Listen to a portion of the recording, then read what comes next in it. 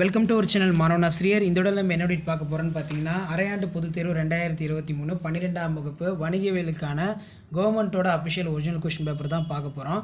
அதை பார்க்குறதுக்கு முன்னாடி மாணவனாசிரியர் யூடியூப் சேனல் சப்ஸ்கிரைப் பண்ணிட்டு கீழே இருக்கக்கூடிய பெல் ஐக்கானை ப்ரெஸ் பண்ணி ஆன்லைன் வச்சுக்கலாம்.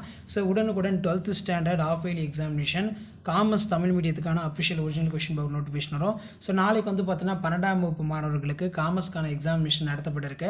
கண்டிப்பாக காமர்ஸ் ஸ்டூடெண்ட்ஸ் தமிழ் மீடியம் பொறுத்த வரைக்கும் இந்த கொஸ்டின் பேங்கை மட்டும் நல்லா பார்த்துருப்பாங்க. இந்த கொஸ்டின் பேங்கில் இருந்தால் உங்களுக்கு கொஸ்டின்ஸ் எல்லாமே கேட்பாங்க. மதிப்பெண் வந்து பார்த்தீங்கன்னா 90 மதிப்பெண், 20 1 மார்க் வந்து கேட்டிருக்காங்க. ஸோ கண்டிப்பாக இந்த கொஸ்டின் பேங்கில் இருக்கக்கூடிய 2 மார்க்கு 3 மார்க்கு 5 மார்க்கு எல்லாத்தையும் நல்லா பார்த்துருப்பாங்க. இதில் இருந்தால் உங்களுக்கு எக்ஸாமுக்கு எல்லாமே வந்து பார்த்தீங்கன்னா கேட்பாங்க. ஸோ ஃபஸ்ட்டு 2 மார்க் வந்து பார்க்கலாம். 7 × 2 14. அதிகாரம் என்பதன் பொருள் தருக. மூலதன சந்தையின் விலை மற்றும் நிர்ணயம் செய்யப்படுகிறது. அடுத்து பார்த்தீங்கன்னா நமக்கு ஜான் எஃப் கெனடி கூறிய நுகர்வோர் உரிமைகள் யாவை? புதிய பொருளாதார கொள்கையின் கிளைகளை எழுதுக. ஏதேனும் 2 அரசின் தொழில் முனைவோர் திட்டங்களின் பெயர்களை எழுதுக. ஊக்கப் பங்குகள் என்றால் என்ன? முழு நேர இயக்குனர் என்பவர் யார்? செயலாளர் என்பவர் யார்? அடுத்து பார்த்தீங்கன்னா நிறும தொழில் முனைவோர் போன்று செயல்படுவர் யார்?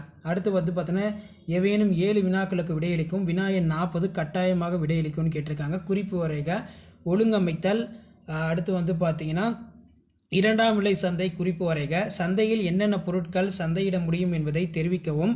நுகர்வோரின் முக்கியத்துவம் பற்றி எழுதுக. தொழில் முனைவோர் மற்றும் மேலாளர் இவர்களை வேறுபடுத்தி காட்டுக. எழுந்திரி இந்தியா என்றால் என்ன? பங்குகளை முனைமத்தில் வெளியிடல் என்பது குறித்து நீவிட அறிவது யாது? எப்போது மாற்று இயக்குநர்களை நியமிக்கலாம்? சிறப்பு தீர்மானம் என்றால் என்ன? வேட்டையாடுதல் என்றால் என்ன? ஸோ இதெல்லாம் முக்கியமானது. அடுத்து வந்து பார்த்தீங்கன்னா நமக்கு அனைத்து வினாக்களுக்கு விடையிலி 7 × 5 35. இதில் பார்த்தீங்கன்னா நவீன மேலாண்மை கோட்பாடுகள் விவரி. ஏதாவது 5 வந்து நீங்கள் எழுதிக்கோங்க. அடுத்து பார்த்தீங்கன்னா பல வகையான நிர்ம கூட்டங்களை விளக்குக. நுகர்வோர் பாதுகாப்பில் வணிகத்தின் பங்கினை விளக்குக.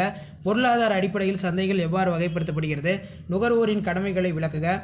நெக்ஸ்ட் வந்து பார்த்தீங்கன்னா பங்குகளுக்கும் கடனீண்டு பத்திரங்களுக்கும் உள்ள வேறுபாடுகள் யாவை? நிதிச்சந்தையின் பங்கினை விவரிக்கவும். ஆட்சேப்பு முறைக்கும் தேர்ந்தெடுக்கும் முறைக்கும் உள்ள வேறுபாடுகளை விவரி. வியாபாரத்தின் பரந்த சூழலின் பங்கு பற்றி விவரி. ஆட்சேப்பு முறையில் உள்ள அகவளையங்களை விளக்குக. பணசந்தையின் சிறப்பியல்புகளை விவரி. மனிதவள மேலாண்மையின் செயல்பணிகளை விளக்குக. பங்குச்சந்தை பொருட்கள் பரிமாற்றம் வேறுபாடு காண்க. காசோலை மற்றும் மாற்றுச்சீட்டினை வேறுபடுத்துக. ஸோ இந்த கொஷின் பேப்பரில் இருக்கக்கூடிய வினாக்களெல்லாம் நல்லா பார்த்துக்குவோம். கண்டிப்பாக நாளை நடைபெற இருக்கக்கூடிய 12th ஸ்டாண்டர்ட் காமர்ஸ் தமிழ் மீடியத்துக்கு இந்த கொஷின் பேங்கில் இருக்கக்கூடிய கொஷின் தான் எல்லாமே கேட்பாங்க. வீடியோ இன்ஃபர்மேட்டிவ் இருந்தால் ஃப்ரெண்ட்ஸுக்கு ஷேர் பண்ணுங்கள். மாணவனாசிரியர் யூடியூப் சேனல் சப்ஸ்கிரைப் பண்ணுங்கள். ஸோ இதே மாதிரி நிறைய கொஷின் பேங்க் வந்து பார்த்தீங்கன்னா நம்ம பார்க்க போகிறோம். ஸோ இந்த கொஷின் பேங்கை மட்டும் நீங்கள் நல்லா பார்த்துருப்போங்க. கண்டிப்பாக இந்த கொஷின் பேங்களோட கொஷின் தான் உங்களுக்கு எல்லாமே வந்து பார்த்தீங்கன்னா ரிப்பீட் ஆகும். ஸோ அடுத்து நம்ம பார்க்கக்கூடிய கொஷின் பேங்க் வந்து பார்த்தீங்கன்னா அரையாண்டு பொதுத் தேர்வு டிசம்பர் 2023 வகுப்பு 12ஆம் வகுப்பு வணிகவியல் தமிழ் மீடியத்துக்கான கவர்மெண்ட்டோட official original question paper. So இதில் என்னென்ன கொஷின் வந்து கேட்டிருக்காங்கன்னு சொல்லி 1 by 1 பார்க்கலாம்.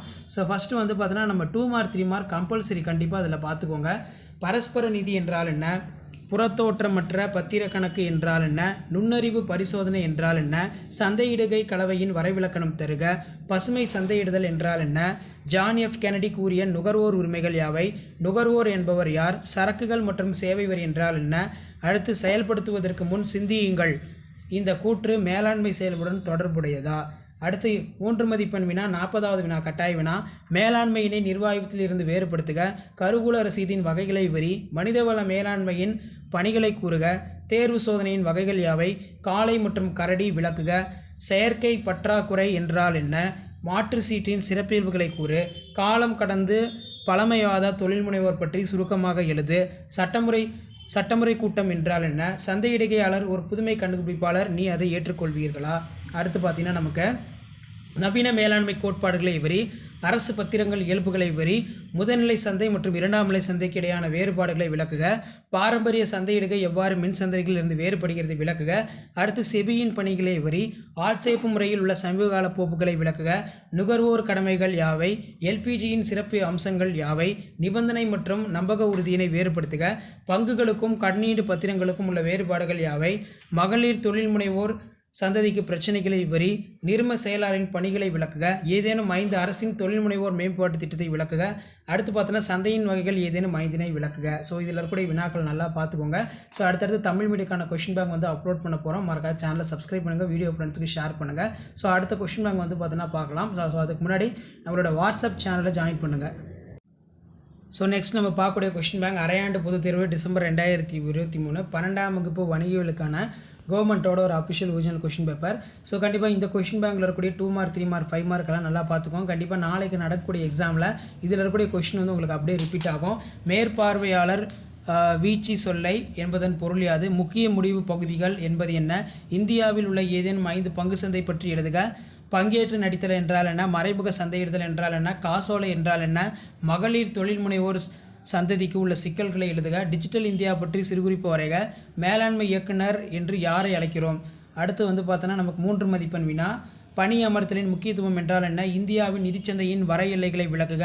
மூலதன சந்தையின் ஏதேனும் 2 பணிகளை விளக்குக. பண சந்தையில் ஈடுபடும் பங்காளர் யாவர்? மனித வளத்தின் முக்கியத்துவம் என்ன? சந்தையிடுதல் கலவை பற்றி நீவிர் அறிவது யாது?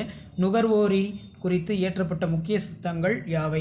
தேசிய ஆணையத்தின் உறுப்பினர்கள் பற்றிய வரி. உலகமயமாக்கலின் ஏதேனும் 3 தாக்கங்களை எழுதுக. பல்வேறு வகையான முன்னுரிமை பங்குகளை சுருக்கமாக கூறுக. அடுத்து பார்த்தீங்கன்னா மேலாண்மை அடிப்படை கருத்துக்கள் வரி. செபியின் பணிகளை வரி. பங்கு சந்தை தன்மைகளை வரி. பணவழி பயிற்சிக்கும் பண வழியற்ற பயிற்சிக்கும் முறைக்கும் உள்ள வேறுபாடுகள் யாவை? அடுத்து ஆட்சேப்பு முறையில் சமூககால போக்குகளை விளக்குக.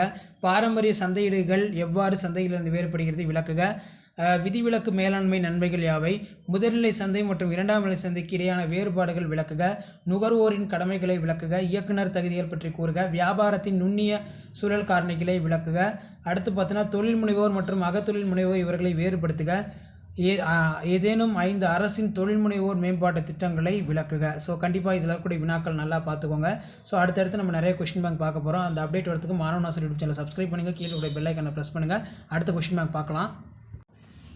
ஸோ நெக்ஸ்ட் நம்ம பார்க்கக்கூடிய கொஷின் பேங்க் வந்து பார்த்தீங்கன்னா அரையாண்டு தேர்வு 2023 வணிகவியல் கவர்மெண்ட்கான ஒரு official original question paper. So அரையாண்டு பொதுத் தேர்வு 2023. ஸோ கண்டிப்பாக இந்த கொஷின் பேப்பரோட கொஷின்ஸ் நல்லா பார்த்துக்கோங்க. ஸோ இதான் வந்து பார்த்தீங்கன்னா உங்களுக்கு எக்ஸாமுக்கு வந்து கேட்பாங்க.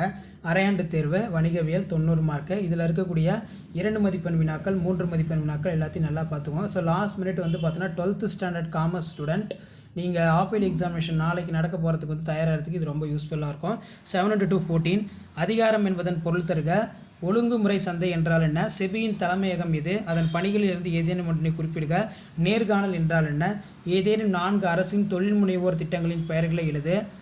நிகழ் சரக்கு என்றால் என்ன? தனியார் மயமாக்கல் என்றால் என்ன? காசோலை வரையறுக்கவும். சட்டமுறை கூட்டம் ஆண்டு பொதுக்கூட்டம் தவிர நடத்தப்படும் பங்குதாரன் கூட்டத்தின் பெயர்களை கூறி விளக்குக. ஒரு நிறுவனத்தின் முக்கிய நபர் பட்டியலிடுக. அடுத்து வந்து பார்த்தீங்கன்னா 7 to 321 மேலாண்மை நிர்வாகத்திலிருந்து வேறுபடுத்துக. வான் வகை வணிகரை விளக்குக. நிபந்தனை மற்றும் நம்பக உறுதி ஏதேனும் 3 வேறுபாடுகளை தருக. மனிதவள மேலாண்மை இயல்புகளில் ஏதேனும் 3 கூறுக. அடுத்து பார்த்தீங்கன்னா தற்போதைய இருக்கின்ற சரக்கு என்றால் என்ன?